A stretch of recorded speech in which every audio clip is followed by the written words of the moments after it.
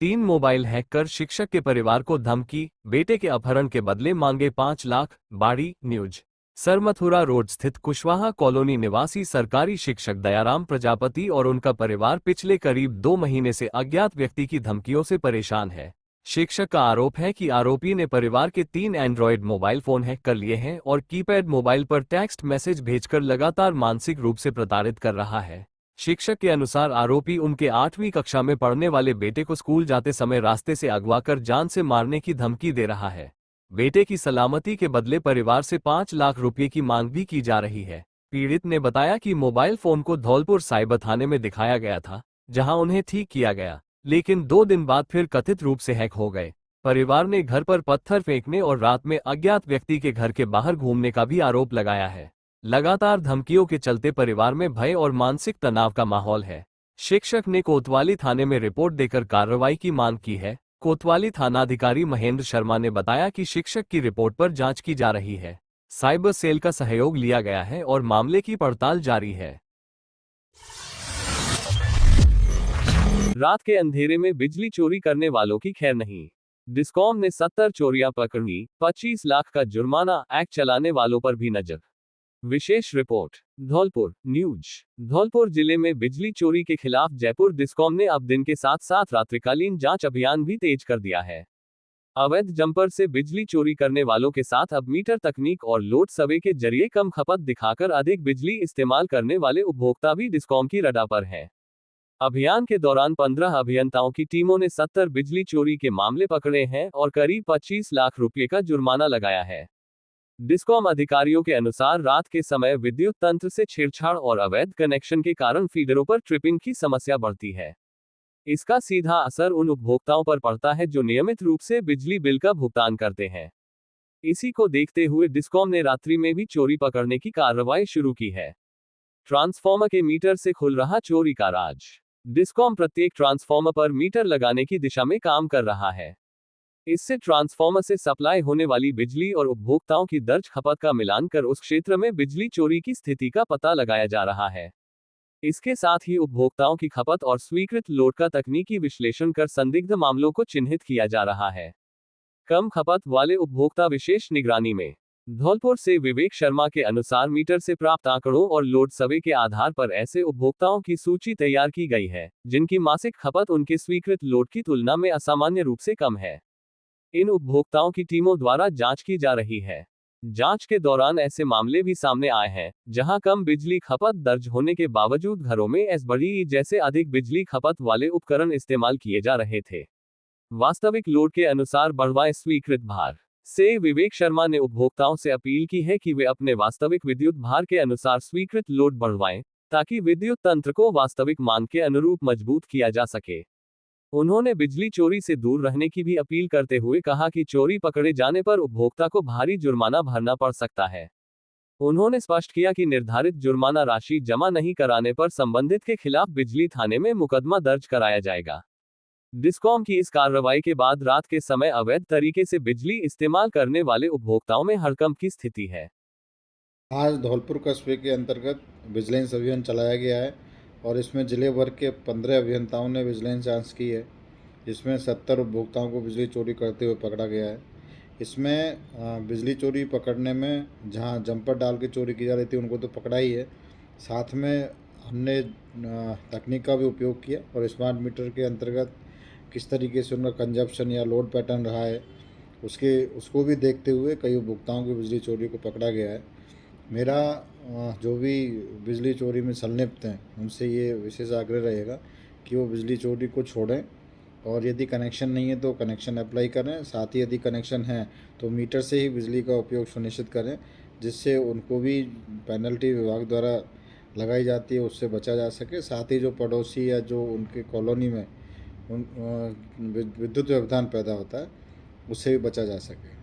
विवेक शर्मा, ऐसी जयपुर डिस्कॉम धौलपुर। धूप में सूखती सेवई, लोकगीतों की गूंज, राखी पर बेटी के घर भेजी जाती है 40 किलो तक हाथ की सेवई। धौलपुर न्यूज। रक्षाबंधन नजदीक आते ही ब्रज क्षेत्र के गांवों में पारंपरिक हाथ की सेवई बनाने की तैयारियां तेज हो गई हैं। धूप निकलते ही महिलाएं आटा, मैदा या सूजी गूंथकर हाथ की मशीन से सेवई तैयार कर रही हैं। घरों के आंगन, चौक और छतों पर चादरें बिछाकर सेवई को सुखाया जा रहा है। इस दौरान महिलाओं के लोकगीतों से गांवों का माहौल भी उत्सवी हो रहा है। ब्रज की ग्रामीण संस्कृति में हाथ से बनी सेवई केवल पकवान नहीं, बल्कि बेटी के प्रति मायके के स्नेह और रिश्तों की मिठास का प्रतीक मानी जाती है। रक्षाबंधन और सोहगी के अवसर पर बेटी या बहन के घर उनकी सामर्थ्य के अनुसार 5 से 40 किलो तक सेवई भेजने की परंपरा कई गांवों में आज भी कायम है। सोहगी पर दामाद की खास खातिरदारी। सोहगी के अवसर पर दामाद के ससुराल पहुंचने पर पारंपरिक तरीके से स्वागत किया जाता है। उसे देशी घी और दूध से बनी सेवई की खीर सहित अन्य पारंपरिक व्यंजन खिलाए जाते हैं। विदाई के समय भी दामाद को 5 से 40 किलो तक हाथ से तैयार सेवई सौगात के रूप में दी जाती है, जिसे वह अपने गांव और रिश्तेदारों में बांटता है। बाजार की सेवई के दौर में भी कायम विरासत। मशीन से बनी पैकिंग वाली सेवई आसानी से उपलब्ध होने के बावजूद ग्रामीण परिवारों में घर पर सेवई बनाने की परंपरा बरकरार है। सामूहिक रूप से सेवई तैयार करना महिलाओं के लिए मेल जोल और लोकगीतों के बीच त्योहार की तैयारियों का अवसर भी बनता है। धूप में सूखती सेवई और आंगन में गूंजते लोकगीत ब्रज में रक्षाबंधन के आगमन की ऐसी पारंपरिक तस्वीर पेश करते हैं, जो आज भी नई पीढ़ी को अपनी सांस्कृतिक जड़ों से जुड़े हुए है।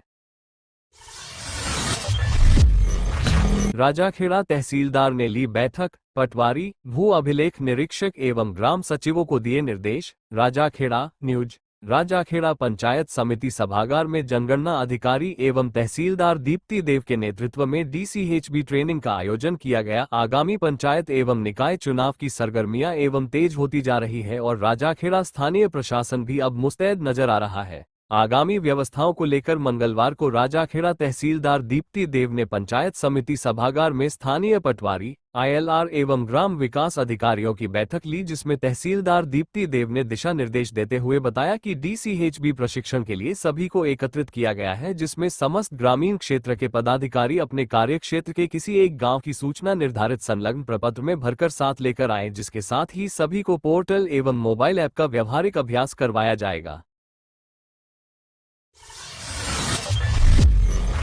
राजाखेड़ा बालिका उच्च माध्यमिक विद्यालय में मनाया गया अंतर्राष्ट्रीय किशोर दिवस। युवा स्वास्थ्य पर टिका देश का भविष्य। राजाखेड़ा न्यूज। अंतर्राष्ट्रीय किशोर दिवस के अवसर पर राजकीय बालिका उच्च माध्यमिक विद्यालय राजाखेड़ा में विशेष आयोजन किया गया, जहां बालिकाओं के स्वास्थ्य की सघन जांच प्रमुख चिकित्सा अधिकारी डॉक्टर टीकाराम, बाल रोग विशेषज्ञ डॉक्टर योगेश एवं डॉक्टर यूसुफ चिदा ने की, जिसमें अनीमिया, रक्तचाप, हीमोग्लोबिन, आंख दांत की जांच शामिल थी। साथ ही आयरन की साप्ताहिक व दैनिक गोलियों का वितरण व सेवन की जानकारी दी गई। यौन व प्रजनन स्वास्थ्य, मासिक धर्म, स्वच्छता, नशा के दुष्परिणाम व उसको छोड़ने के तरीके भी बताए गए। हेल्थ मैसेंजर्स ने स्वच्छता की शपथ ली गई व लेखन क्विज प्रतियोगिताओं का आयोजन भी किया गया। इससे पूर्व कार्यक्रम को संबोधित करते हुए प्रधानाचार्य ममता गुप्ता ने कहा कि देश का भविष्य युवा स्वास्थ्य पर टिका हुआ है। कमजोर या बीमार युवा निश्चित ही हमारे लिए एक बड़ा खतरा होगा। सरकार युवा स्वास्थ्य के लिए हर संभव प्रयास कर रही है और इसके साथ ही हमारी भी जिम्मेदारी है कि हम अपने भविष्य की पीढ़ी को सजग व स्वस्थ रखें। राजाखेड़ा तहसीलदार द्वारा किया गया पोलिंग बूथों का सघन निरीक्षण, दिए आवश्यक कार्रवाई के दिशा निर्देश। राजाखेड़ा न्यूज। राजाखेड़ा तहसीलदार एवं कार्यवाहक नगर पालिका अधिशासी अधिकारी दीप्ति देव ने आगामी नगर निकाय चुनावों को शांतिपूर्ण व निष्पक्ष कराने के उद्देश्य से नगर पालिका राजाखेड़ा के विभिन्न मतदान केंद्रों का औचक निरीक्षण किया। निरीक्षण के दौरान मतदान केंद्रों पर बिजली, पंखे, पानी और शौचालय जैसी बुनियादी सुविधाओं का जायजा लिया गया। निरीक्षण के दौरान तहसीलदार एवं कार्यवाहक अधिशासी अधिकारी दीप्ति देव के साथ पटवारी आकाश एवं बीएलओ उपस्थित रहे। एक दिन में उठी 6 अर्थियां, रो पड़ा धौलपुर। 2 हादसों ने उजाड़ दिए परिवार, 29 साल पुराना दर्द फिर हुआ ताजा। धौलपुर न्यूज। धौलपुर में बुधवार को एक साथ 6 अर्थियां उठी तो पूरा शहर गम में डूब गया। चंबल नदी किनारे स्थित मुक्तिधाम में एक के बाद एक 6 शवों का अंतिम संस्कार किया गया। परिजनों की चीख पुकार और सिसकियों के बीच अंतिम विदाई का ये दृश्य जिसने भी देखा, उसकी आंखें नम हो गईं। इस घटना ने शहरवासियों को करीब 29 साल पुराने उस हादसे की याद भी दिला दी, जब एक साथ 6 लोगों की मौत हुई थी। दरअसल मंगलवार को जिले में हुए 2 अलग अलग सड़क हादसों में 6 लोगों की मौत हो गई थी। उज्जैन महाकाल दर्शन के लिए जा रहे पुरानी सब्जी मंडी क्षेत्र के त्रिवेदी परिवार की कार डंपर से टकरा गई। हादसे में सुनील त्रिवेदी की पत्नी सोमा 6, 5 बेटे अंकुर 42 और बहू अर्चना 40 की मौत हो गई। बुधवार को तीनों का चंबल मुक्तिधाम में अंतिम संस्कार किया गया। परिवार पर ऐसा संकट आया कि घर की दोनों बहुएं नहीं रहीं। पिता और भाइयों को संभालने के लिए बेटियां भी पहुंची। वहीं धौलपुर भरतपुर हाईवे पर हुए दूसरे हादसे में सरिया व्यवसायी राजकुमार जैन, उनके भतीजे एवं तेल व्यवसायी विजय जैन और विजय के बेटे आदि जैन की मौत हो गई।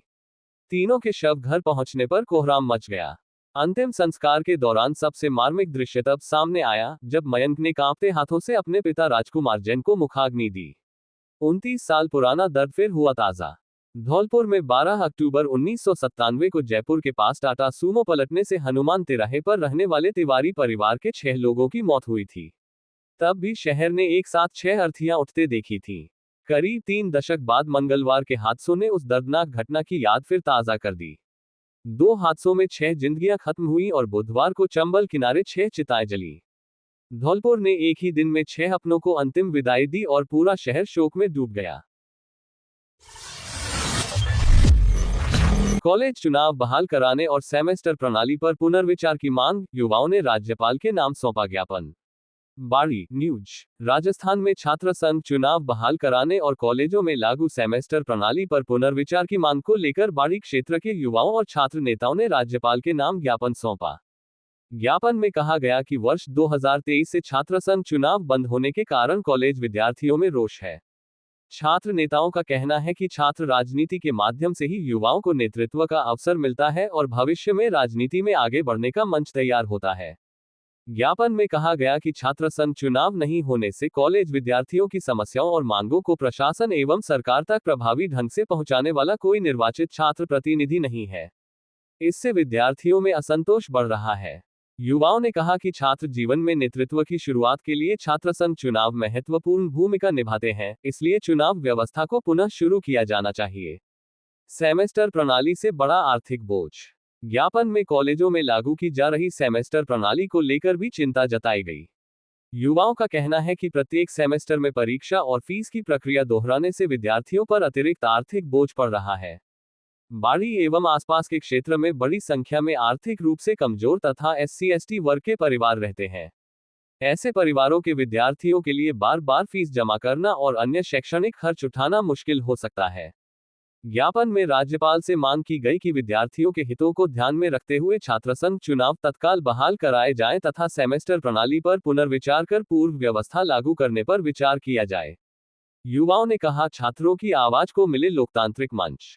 युवा नेताओं ने कहा कि कॉलेज केवल शिक्षा प्राप्त करने का स्थान नहीं, बल्कि युवाओं में नेतृत्व क्षमता और लोकतांत्रिक समझ विकसित करने का भी महत्वपूर्ण केंद्र है। छात्र संघ चुनाव के माध्यम से विद्यार्थियों को अपनी समस्याएं उठाने और नेतृत्व का अवसर मिलता है। इसलिए चुनाव बंद रहने से विद्यार्थियों को अपने प्रतिनिधि चुनने के लोकतांत्रिक अधिकार से वंचित होना पड़ रहा है। ज्ञापन सौंपने वालों में अजय मीणा, भूवरन, वसीम खान, ध्रुव शुक्ला, जिला महासचिव शीतल गुर्जर, आर्यन राय सहित क्षेत्र के युवा नेता एवं महाविद्यालय बाड़ी के विद्यार्थी मौजूद रहे। युवाओं ने राज्यपाल से छात्र हितों को प्राथमिकता देते हुए दोनों मांगों पर सकारात्मक निर्णय लेने की अपील की। हर घर तिरंगा अभियान के तहत करौली में निकली भव्य तिरंगा यात्रा। करौली न्यूज। हर घर तिरंगा अभियान के तहत बुधवार को करौली जिला मुख्यालय पर भव्य तिरंगा यात्रा निकाली गई। मुंशी त्रिलोक चंद माथुर स्टेडियम से शुरू हुई यात्रा को जिला प्रभारी एवं गृह राज्य मंत्री जवाहर सिंह बेडम, करौली विधायक दर्शन सिंह गुर्जर और सपोटरा विधायक हंसराज मीणा ने हरी झंडी दिखाकर रवाना किया। यात्रा में करीब 60 फीट लंबे तिरंगे को लेकर भाजपा पदाधिकारी, कार्यकर्ता और बड़ी संख्या में आमजन शामिल हुए। हाथों में तिरंगा लेकर लोगों ने देशभक्ति के नारों के साथ उत्साहपूर्वक सहभागिता की। पूरे मार्ग में देशभक्ति का माहौल नजर आया। तिरंगा यात्रा त्रिलोक चंद माथुर स्टेडियम से रवाना होकर गुलाब बाग, हिंडौन गेट, फूटाकोट और बड़ा बाजार होते हुए कलेक्ट्रेट चौराहे पर पहुंची, जहां यात्रा का राष्ट्रगान कर रैली का समापन किया गया। इस दौरान कार्यकर्ताओं और आमजन ने भारत माता की जय और वंदे मातरम के नारों से वातावरण को देशभक्ति से सराबोर कर दिया। अभियान का उद्देश्य आमजन में राष्ट्रभक्ति की भावना को मजबूत करते हुए प्रत्येक घर पर तिरंगा फहराने के लिए प्रेरित करना है। रैली में पुलिस की माकूल व्यवस्था रही। क्या इसका उद्देश्य और क्या इसके माध्यम से संदेश देना? देखिए, 9 अगस्त से लेकर 17 अगस्त तक पूरे देश भर में तिरंगा यात्राओं का आयोजन किया जा रहा है। 9 अगस्त 1942 को अंग्रेजों भारत छोड़ो का नारा देश के लोगों ने दिया था। महात्मा गांधी जी ने अगुवाई की और मैं ये समझ सकता हूँ कि ज्वार खड़ा हुआ और 1947 में देश को आज़ादी मिली। आज देश में आवश्यकता है कि नशा भारत छोड़ो। आज देश में आवश्यकता है कि आतंकवाद भारत छोड़ो। आज देश में आवश्यकता है गरीबी भारत छोड़ो। और इन सब के लिए देश के यशस्वी प्रधानमंत्री आदरणीय नरेंद्र मोदी जी के नेतृत्व में बड़े स्तर पर काम भी चल रहा है, जिसके रिजल्ट सकारात्मक आ रहे हैं। प्रदेश में आदरणीय हमारे लाडले मुख्यमंत्री भजनलाल शर्मा जी के नेतृत्व में गरीब कल्याण की योजनाएं, महिलाओं के विकास की, किसान के उत्थान की और युवाओं के सपनों को साकार करने के लिए धरातल पर योजनाओं को लागू करके हम मोदी जी के संकल्पना को पूरा करने का काम कर रहे हैं। जयपुर में 9 अगस्त को मुख्यमंत्री जी के नेतृत्व में बड़े स्तर पर तिरंगा यात्रा निकाली गई। आज मैं करौली के सभी कार्यकर्ताओं को, विधायक बंधुओं को बधाई देना चाहूँगा कि उन्होंने बड़े स्तर पर विशाल तिरंगा यात्रा आयोजित की है, जो मुख्य बाजारों में होकर के निकलेगी। इसका उद्देश्य यही है कि युवाओं में राष्ट्र प्रेम का भाव जागृत हो।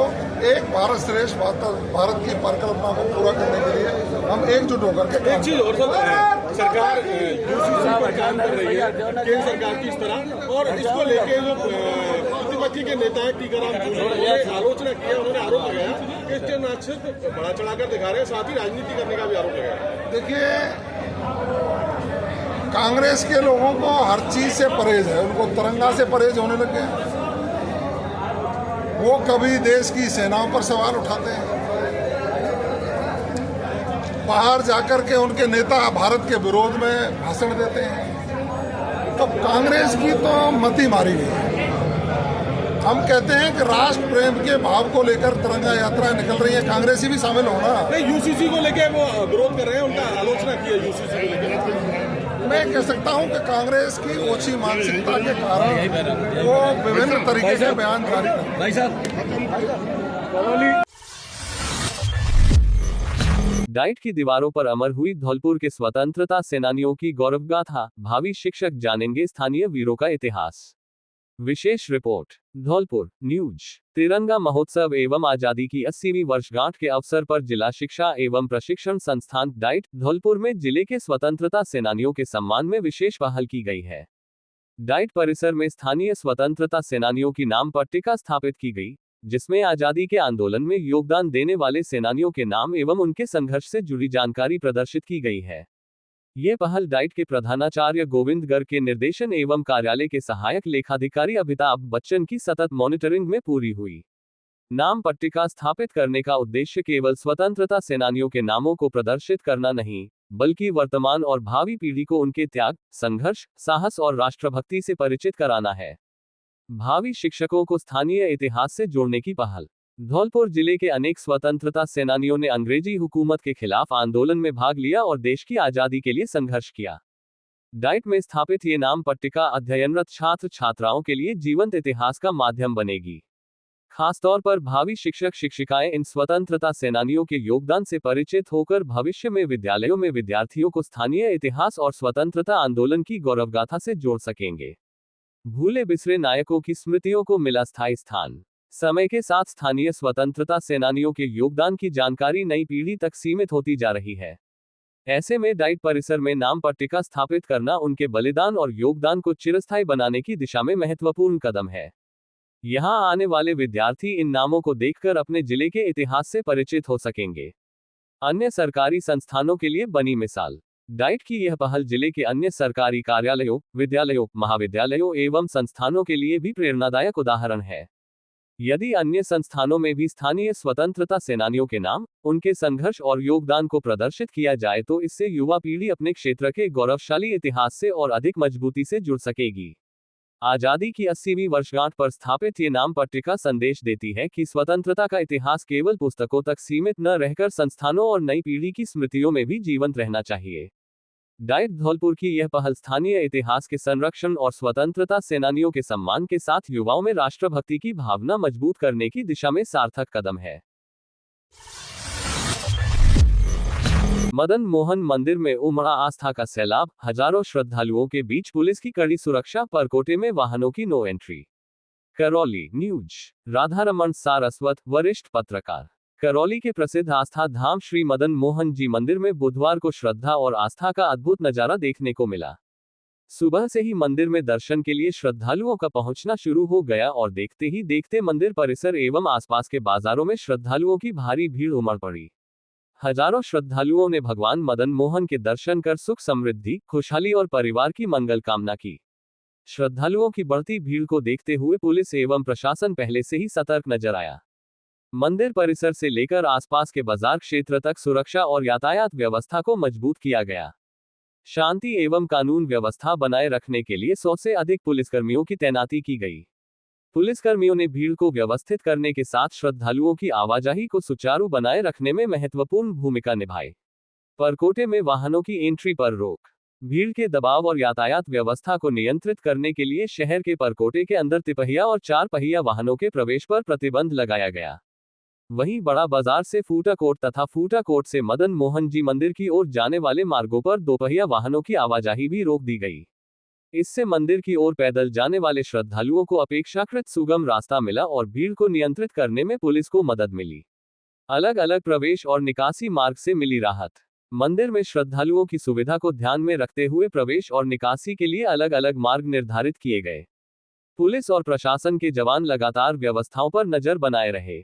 भीड़ के बावजूद व्यवस्थाएं नियंत्रण में रहीं और श्रद्धालुओं ने कतारबद्ध होकर भगवान मदन मोहन के दर्शन किए। बुधवार को मंदिर में उमड़ी श्रद्धालुओं की भीड़ ने एक बार फिर करौली के श्री मदन मोहन मंदिर की धार्मिक आस्था और जनविश्वास को सामने ला दिया। मंदिर परिसर में दिन भर भक्ति और श्रद्धा का माहौल बना रहा।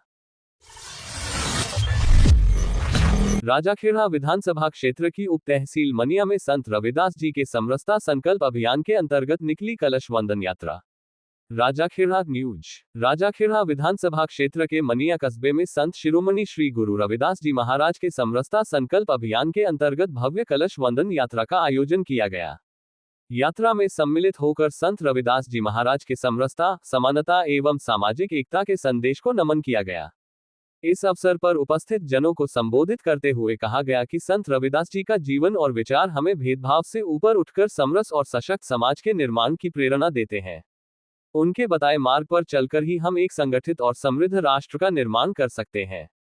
कार्यक्रम में भाजपा नेत्री नीरजा अशोक शर्मा, जिलाध्यक्ष राजवीर राजावत, पूर्व जिलाध्यक्ष सत्येंद्र पारासर, पूर्व राज्य मंत्री जगमोहन बघेल जी, जिला संयोजक कमल पहाड़िया, पूर्व जिलाध्यक्ष बांकेलाल लोधा, केदार पोसवाल, राम अवतार त्यागी, जयवीर पोशवाल, मुकेश हनुमानपुरा, जयप्रकाश बंसल, धीर सिंह जादौन, अशोक सिंह लोधी, गोविंद लोधी, बीके कुशवाहा, दिनेश शर्मा, लक्ष्मण पटसरिया, दिनेश त्यागी, लटूर चंद त्यागी, एदल लोधी, लक्ष्मण लोधी, निहाल सिंह लोधी, हरिसिंह गुर्जर, कौशल पाराशर, वीरेंद्र गुर्जर सहित भाजपा के अन्य पदाधिकारी एवं बड़ी संख्या में सम्मानित कार्यकर्ता उपस्थित रहे। कलश वंदन यात्रा मनिया के प्रमुख मार्गों एवं मांगरोल के प्रमुख मार्गों से होकर गुजरी, जहां स्थानीय नागरिकों ने पुष्प वर्षा कर यात्रा का स्वागत किया। बाड़ी में तिरंगे के साथ गूंजा देशभक्ति का संदेश, सैकड़ों छात्र छात्राओं संघ भाजपा की भव्य यात्रा, जगह जगह पुष्प वर्षा से हुआ स्वागत। बाड़ी न्यूज। आजादी की 80वीं वर्षगांठ के उपलक्ष्य में बाड़ी शहर में देशभक्ति का माहौल देखने को मिला। भारतीय जनता पार्टी की ओर से निकाली गई भव्य तिरंगा यात्रा में भाजपा पदाधिकारियों, पूर्व सैनिकों के साथ विभिन्न सरकारी एवं निजी स्कूलों के सैकड़ों छात्र छात्राओं ने भाग लिया। हाथों में तिरंगा लेकर निकले विद्यार्थियों और कार्यकर्ताओं ने देशभक्ति के नारों से शहर को गुंजायमान कर दिया। तिरंगा यात्रा की शुरुआत राजेश्वरी कैला माता मंदिर से हुई। यात्रा Bharadwaj market, hospital road, Sitaram बाजार, लोहार बाजार, सराफा बाजार सहित शहर के प्रमुख मार्गों से होते हुए घंटाघर पहुंची और गांधी पार्क पर इसका समापन हुआ। रास्ते में जगह जगह स्थानीय लोगों ने पुष्प वर्षा कर यात्रा का स्वागत किया। पूर्व विधायक समेत भाजपा पदाधिकारी हुए शामिल। यात्रा में पूर्व विधायक गिरिराज मलिंगा, भाजपा प्रदेश कार्यकारिणी सदस्य सरवन वर्मा, बाड़ी मंडल अध्यक्ष वंदना शिवहरे सहित बड़ी संख्या में भाजपा पदाधिकारी एवं कार्यकर्ता शामिल रहे। स्कूली विद्यार्थियों की भागीदारी ने यात्रा को विशेष आकर्षण दिया। पूर्व सैनिकों ने संभाली व्यवस्था। तिरंगा यात्रा की व्यवस्थाओं की जिम्मेदारी पूर्व सैनिक सेवा परिषद ने संभाली। पूर्व सैनिकों ने यातायात एवं भीड़ प्रबंधन में सहयोग किया। वहीं कोतवाली पुलिस एवं ट्रैफिक पुलिस के जवान भी सुरक्षा और यातायात व्यवस्था बनाए रखने में जुटे रहे। यात्रा के दौरान किसी प्रकार की अव्यवस्था न हो, इसके लिए पुलिसकर्मी प्रमुख मार्गों पर तैनात रहे। बलिदानियों की गाथा युवा पीढ़ी तक पहुंचे। पूर्व विधायक गिरिराज मलिंगा ने कहा कि भाजपा की ओर से प्रत्येक ब्लॉक स्तर पर तिरंगा यात्राएं निकाली जा रही हैं।